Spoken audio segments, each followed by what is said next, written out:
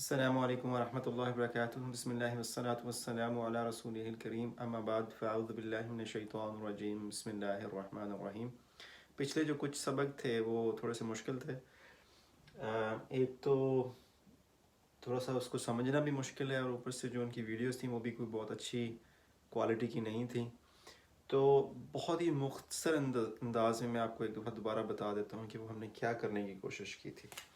ہم نے سب سے پہلے تو اسماء علم جو ہیں، اسماء علم ان کے بارے میں بات کرنے کی کوشش کی تھی کہ اسماء علم کیا ہوتے ہیں۔ اسماء علم جو ہیں کسی شخص، جگہ یا ملک، شہر، اس کے جو نام ہوتے ہیں ان کو اسماء علم کہتے ہیں۔ کسی جگہ، کسی شخص، کسی ملک یا کسی شہر کا جو نام ہے اس کو اسماء علم کہتے ہیں۔ اسماء علم جو ہے اللہ تعالیٰ کا نام بھی ہے، اللہ۔ اسی طرح سے انبیاء کے بہت سارے نام ہم نے دیکھے تھے، جس میں آدم تھا، نوح تھا، اس کے بعد ہم نے ابراہیم دیکھا تھا، ابراہیم، اور اس کے بعد اسحاق۔ پھر ہم نے فرشتوں کے نام بھی دیکھے تھے، جس میں جبریل، میکائیل،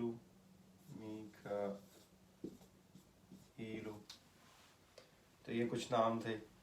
پھر ہم نے اور نام دیکھے تھے، جیسے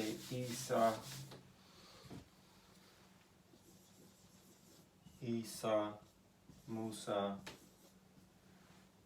عورتوں کے نام ہم نے دیکھے جس میں عائشہ اور زینب۔ پھر ہم نے کوثر۔ پھر ہم نے کچھ نام دیکھے تھے جن میں آخر پہ جیسے صحابہ کے نام میں سے عثمان اور طلحہ، یہ نام دیکھے تھے، طلحہ۔ شہروں کے نام ہم نے دیکھے تھے، اور تو اس میں 2-3 چیزیں ہم نے بتانے کی کوشش کی تھی۔ وہ چیزیں کیا تھیں؟ وہ چیزیں یہ تھیں کہ ہر نام جو ہے وہ تنوین پہ ختم نہیں ہوتا۔ 3 مثالیں میں لیتا ہوں آپ کو یہاں پہ۔ تو محمد یہ تنوین والا نام ہے۔ اس کے بعد ابراہیم، یہ صرف ایک اس کے اوپر حرکت ہے، پیش ہے۔ اور اس کے بعد ہے موسیٰ۔ تو ناموں کی 3 قسمیں ہیں۔ جو تنوین والے نام ہیں ان کو جب آپ حالت بدلتے ہیں تو یہ محمد حالت جو ہے رفع میں ہے، اس کے بعد یہ بن جائے گا محمد صلی اللہ علیہ وآلہ وسلم، محمدن، اور اسی طرح سے یہ بن جائے گا محمدن۔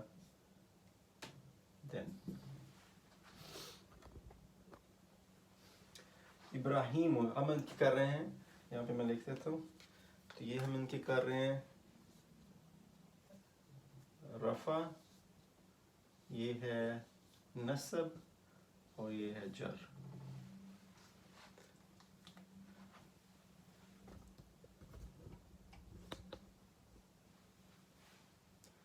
تو محمد رفع، محمدن نصب، محمدن جر۔ ابراہیم کی جب ہم نصب بنائیں گے تو یہ ہوگا ابراہیم،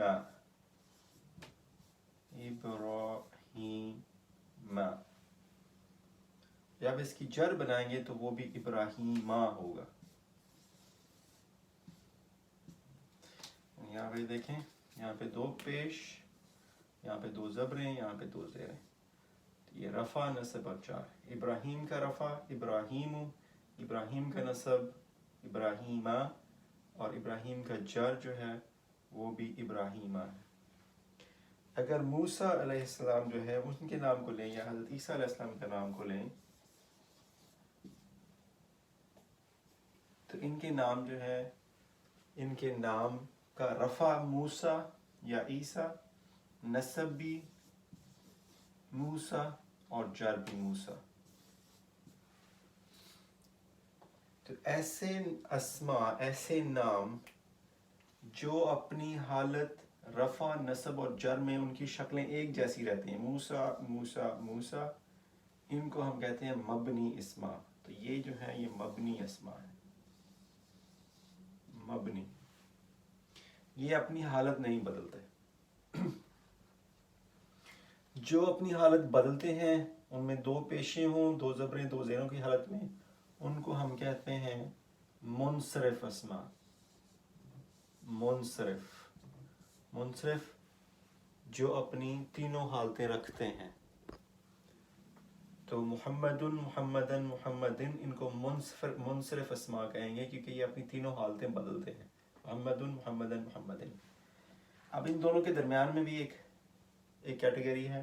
وہ کون سی ہے؟ جو رفع کی حالت میں ایک پیش ہوگی، ان کا نسب اور جر ایک جیسا ہوگا.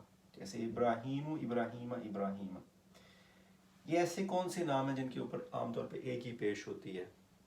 تو ہم نے کہا تھا کہ جو نام کسی اور زبان سے لیے گئے ہیں، جیسے ابراہیم عبرانی زبان کا لفظ ہے، اسماعیل و اسحاق و یونس و یوسف و یونس و یوسف و، تو یہ سارے نام عبرانی زبان کے ہیں. ان کے اوپر صرف ایک پیش ہوگی.